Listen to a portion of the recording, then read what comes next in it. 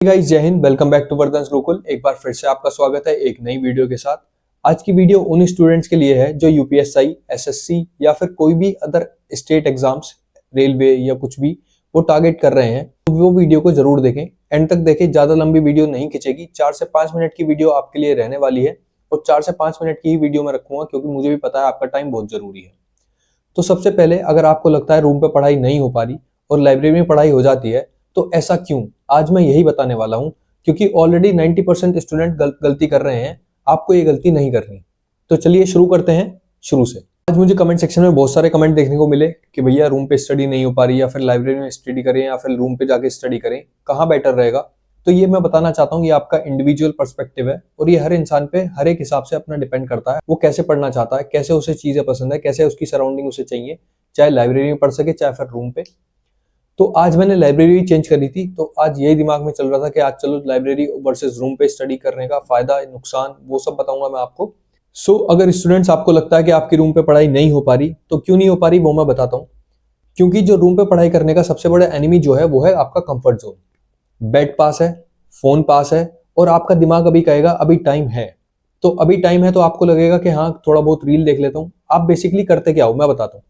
आप जाओगे रूम पे पढ़ाई करना शुरू करोगे, 15 से 20 मिनट आप पढ़ाई करोगे। अगर आपके अंदर सेल्फ डिसिप्लिन नहीं है तो 15 से 20 मिनट आप पढ़ाई करोगे, 10 मिनट आप फोन चलाओगे, फिर अपना आधा से 45 मिनट आप कहीं, आधे घंटे से लेकर 45 मिनट आप कहीं भी रील्स में वेस्ट कर दोगे। सबसे बड़ी दिक्कत जो है वो यही देखने को मिलती है स्टूडेंट्स के बीच। हालांकि कुछ लोगों में सेल्फ डिसिप्लिन होता है, वो अपने आप को टाइम को मैनेज करके चलते हैं। कोई 10 मिनट उनका टाइम फिक्स होता है कि भैया 10 मिनट फोन चलाना है या फिर 30 मिनट आपको फोन चलाना है। पहले अपने उसको गोल्स टारगेट करने हैं, गोल टारगेट करके कंप्लीट करके उन्हें जब भी वो फोन चलाता है, वो होता है सेल्फ डिसिप्लिन।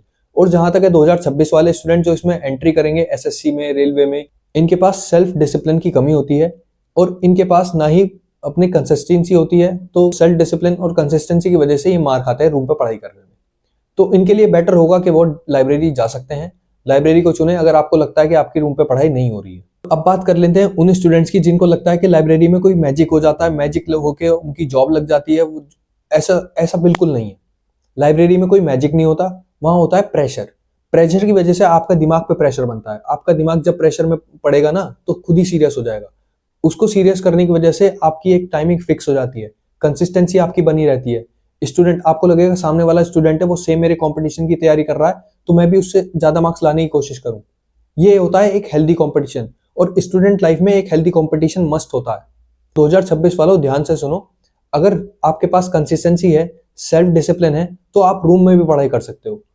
और नहीं बनती तो भाई रूम पे चल लाइब्रेरी भी ज्वाइन कर लो।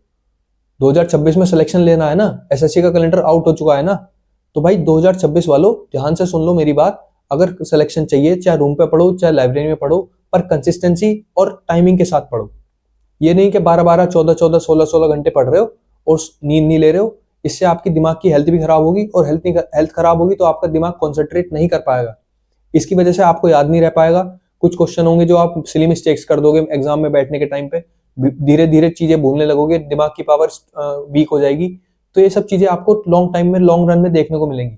तो शुरू से ही अपना ऐसा टाइम फ्रेम सेट करके चलो कि ना ज्यादा आपका टाइम वेस्ट हो और अपने टाइम को ज्यादा से ज्यादा अच्छी जगह लगा पाओ पढ़ाई में। एट लास्ट मैं आपसे यही कहना चाहूंगा, अगर आप बिगनर हो, कंसिस्टेंसी आपकी बिल्कुल जीरो है, कंसिस्टेंसी आप बनती ही नहीं है, या फिर पूरा दिन ऐसा ही निकल जाता है बिना कुछ पढ़े, आपको लगता है कोई भी पढ़ाई नहीं हुई, तो आपके लिए लाइब्रेरी बेस्ट है।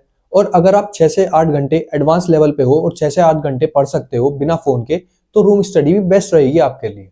वो आपके ऊपर है कि आपको चूज करना है। मैं तो लाइब्रेरी ही चूज करता हूँ क्योंकि मैं 4 से 5 महीने हो गए मुझे लाइब्रेरी में, और उसी की वजह से मेरा इतना स्कोर बूस्ट हुआ। पहले ही अटेम्प्ट में मैंने एसएससी के सीपीओ एग्जाम में 131 का स्कोर किया, जो मेरे लिए मोर देन एनफ है।